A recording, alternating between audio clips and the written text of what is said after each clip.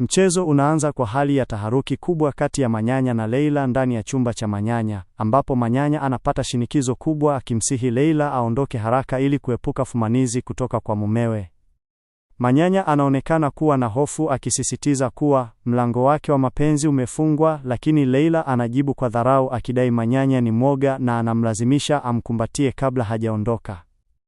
Leila anaweka wazi kuwa haogopi chochote na yuko tayari kwa lolote, jambo ambalo linamfanya Manyanya azidi kuchanganyikiwa akijua fika kuwa anasaliti urafiki na uaminifu aliopewa na mume wa Leila, ambaye Manyanya anamuita brother.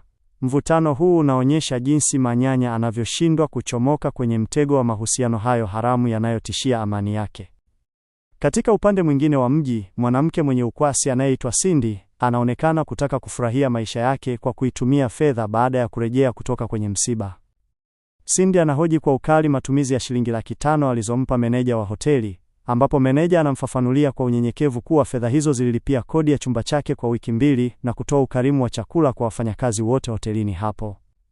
Cindy anaagiza mlo wa kifahari wa paja la mbuzi na ndizi 2 za kuiva, kisha anatoa maelekezo ya kutafutiwa dereva mjanja wa mjini atakayempeleka kwenye starehe za sauna, maeneo ya kuogelea na kufanya manunuzi makubwa.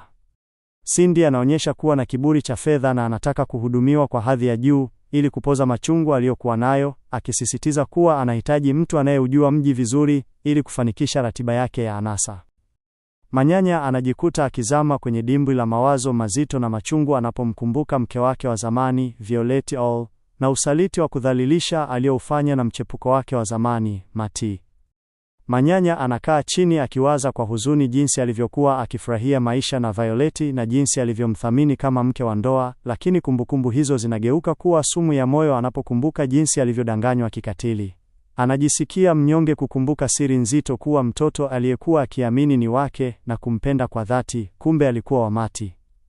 Udanganyifu huo wa Mati na usaliti wa Violet unamfanya Manyanya ajione kama mtu aliyepoteza kila kitu, na ndicho chanzo cha yeye kukataa mapenzi mapya, kwani moyo wake umejaa makovu ya kuchezewa hisia kwa muda mrefu.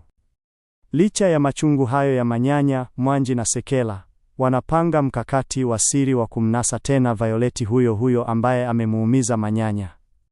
Mwanji anamkabidhi Sekela fedha akiamini kuwa Violet bado anamuwaza na anataka wakutane kwenye loji yenye utulivu ili amrubuni kwa mistari mikali ya kimapenzi na kumpagawisha kwa mara nyingine tena. Mwanji anaonekana kutaka kutumia udhaifu wa Violet kurejesha utawala wake, huku Sekela akimhakikishia kuwa mchongo huo utafanikiwa kwa sababu anaujua udhaifu wa binti huyo. Mazungumzo yao yanaonyesha jinsi wanavyopanga njama hizi kwa utulivu, wakidhamiria kukamilisha lengo lao bila kujali athari zinazoweza kutokea kwa wahusika wengine. Katika kisa kingine kinachoonyesha tofauti za kimaisha, mwanamke mmoja ambaye ni mke wa maskini anaonekana akimshukuru mwanaume tajiri kwa msaada mkubwa aliompa. Mwanamke huyu anamshukuru tajiri huyo kwa kumlipia deni la mume wake kwa siri, jambo ambalo limeokoa familia yao kutoka kwenye aibu na dhiki kubwa iliyokuwa ikiwakabili.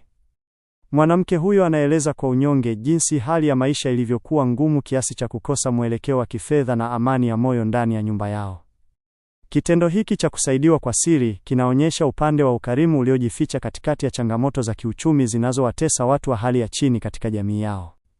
Wakati huo huo, Mima anakumbana na usumbufu mkubwa kutoka kwa mzee mmoja aliyepagawa na mapenzi ya upofu, na hapa anaonekana akimfukuza mzee huyo kwa hasira na dharau. Mzee huyo anafikia hatua ya kupiga magoti hadharani akimlilia Mima amkubalie ombi lake la ndoa, akidai kuwa ameshaachana na mke wake, lakini Mima anamkemea kwa ukali akimwambia kuwa anajidhalilisha na anatafuta laana. Mima anamfukuza mzee huyo akimwambia kuwa yeye ni sawa na binti yake na sasa ameshaokoka na anajiandaa kuingia kwenye utawa ili awe sister. Mima anaweka msimamo thabiti kuwa vishawishi vya mzee huyo na mahari yake havina nafasi, na anamfanya mzee huyo aondoke akiwa na unyonge na aibu tele. Mwisho wa sehemu hii unamuonyesha Manyanya akiwa na bosi wake, brother, ambaye anaingia chumbani kwa Manyanya kumsalimia na kutaka kuangalia mpira.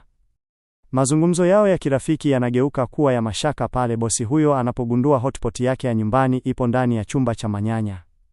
Manyanya anajikuta akibabaika mbele ya bosi wake na kudanganya kuwa aliikota kwenye pipa la taka, akidhani imetupwa kwa sababu imeharibika. Licha ya udhuru huo, bosi wake anaonekana kutilia shaka maelezo hayo, jambo ambalo linaweka usaliti wa Manyanya na Leila katika hatari kubwa ya kugundulika na kusambaratisha uaminifu uliokuwepo kati ya mfanyakazi na mwajiri wake.